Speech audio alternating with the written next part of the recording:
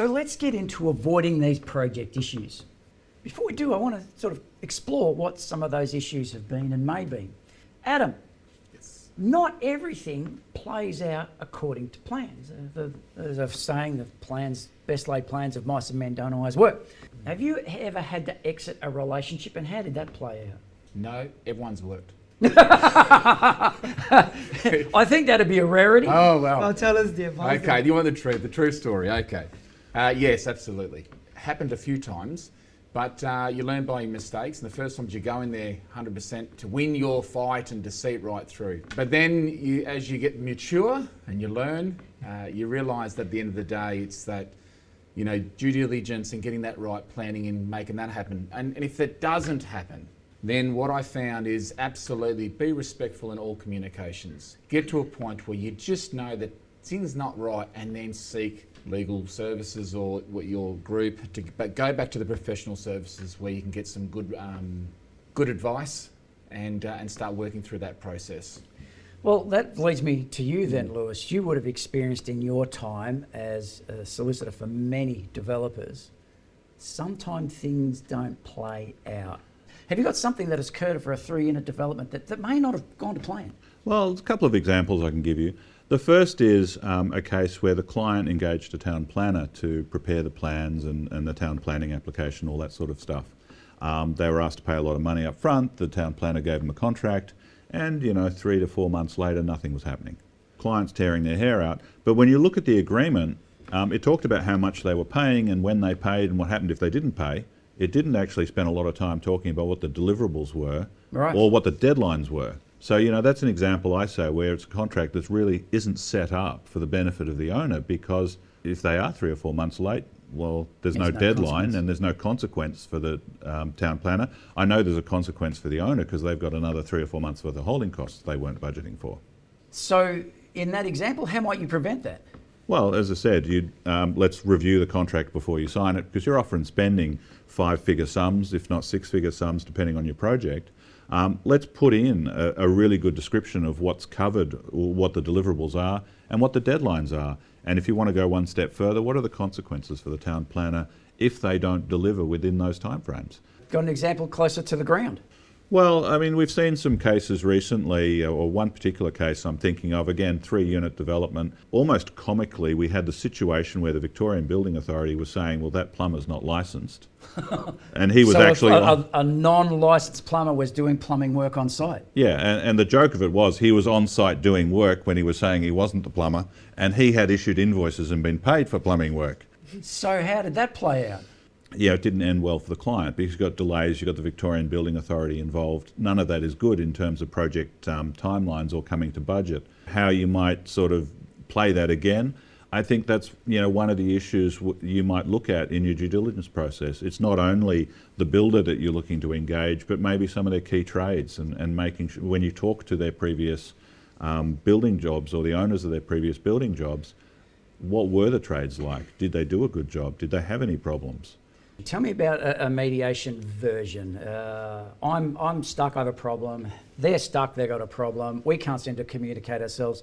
That might be a better way than just doing the court of law thing? Well, look, there's multiple ways you can resolve disputes. Mediation, arbitration, formal court proceedings. And I put those three probably in a similar category. I mean, mediation is the idea we get 2 people in a room and say, be reasonable. Yeah, well, that doesn't work sometimes. You're there because someone's not being reasonable, let's be honest about it. My preferred model is that we put in what I call an independent expert clause. And this is the idea that, I don't agree with, say, my builder or a consultant or my JV partner. So we get a limited, say, half an hour to speak to a relevant expert and say, well, this is my point of view, this is what I think it should be. The other person does that as well. And then the expert just makes a decision and we're both stuck with it. I think that's a fantastic solution in that. Yeah. And the other thing too is on the personal side of it too, because even though it's inevitable you have to go there, if you're holding yourself with integrity and being respectful in this process, you can walk away handing over going, I've done my best. Where the emotional side of things, if you get into the fight, then you're going to get right into the emotional side and the taxing and the stress of it. But then handing it over, then you can go, right, I've done all I think that's probably the single greatest benefit of using an independent expert. At the end of this process, and I'm hoping it's a matter of weeks, hopefully you're still talking to the other person and can still work with them. Because if you've got a half-built development project and you're not talking anymore, That's hard. that's ugly. Yeah. All right, let me be controversial for a moment. I mentor, and when people go, how do I get started and how do I build my team? I sometimes start the conversation with, trust no one, assume nothing, check everything, and get it in writing. That contradicts what we were talking about earlier, being the, no, build trust, build trust. So you're basically saying trust but verify, right? Not no trust. Because anything to happen, to have legs, needs some element of trust.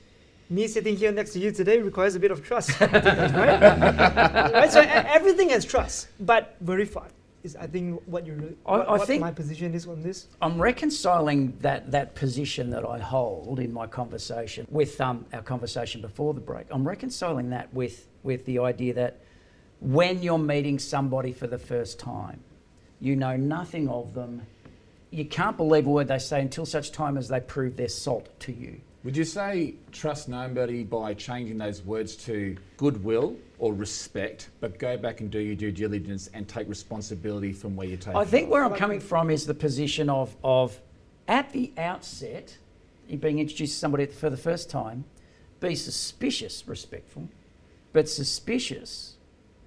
Do your due diligence and have that due diligence then inspire a trust. Does that make sense? I would like to counter that by suspicious puts a negative change on it, where I would sit there and say, well, in my situation, skeptical, because in my situation, I've done my plan, I've done my scope, I know what I want. Yeah. So in that, our communication's through here. So I will use the word trust that you're going to follow these things, and if not, I'm going to go and talk to or seek advice. So what we've got then is two paths. One, you gift trust. The other is you earn trust through the process of due diligence. That's a fantastic philosophical question. I mean, I think through due diligence, you've got to build some trust. But once the project starts, if you don't trust someone and you want to be looking over their shoulder the whole time, anyone who's any good will get sick of that really quickly. Yeah. And that's where I think I mentioned calculativeness. Okay, do what you need to verify, but don't overdo the distrust. Give people a reason to trust you. Well, that goes back to what you said earlier, the idea of making sure that they're going to win out of this, and therefore there'll be a reciprocal nature built, and therefore a win. Creating in the that relationship. team. Yes. Creating the team. Yes. So don't always think that people have to earn your trust. What have you done to get people to trust you? Yes, absolutely. Yeah, and I think there's a point there of Adam's that I wanted to pick up, and that is when you're entering into these relationships, when you're entering into a contract, too many people don't discuss the hard stuff. What happens if things go wrong? What are some of the things that might happen? How are we going to deal with those? And the more of that you have, I think the better and the more solid the relationship you build. So we've already started to talk about how we mitigate the problems that could go wrong. We've talked about shooting from the hip.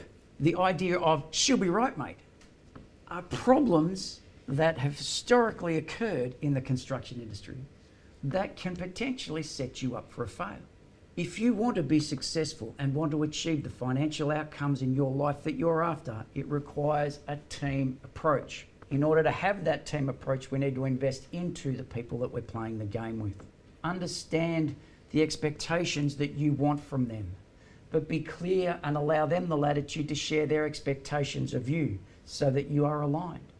Have processes where communication works really well between the both of you. Eliminate the risk of miscommunication or getting it wrong or misunderstandings. Up next, we'll get real with Adam.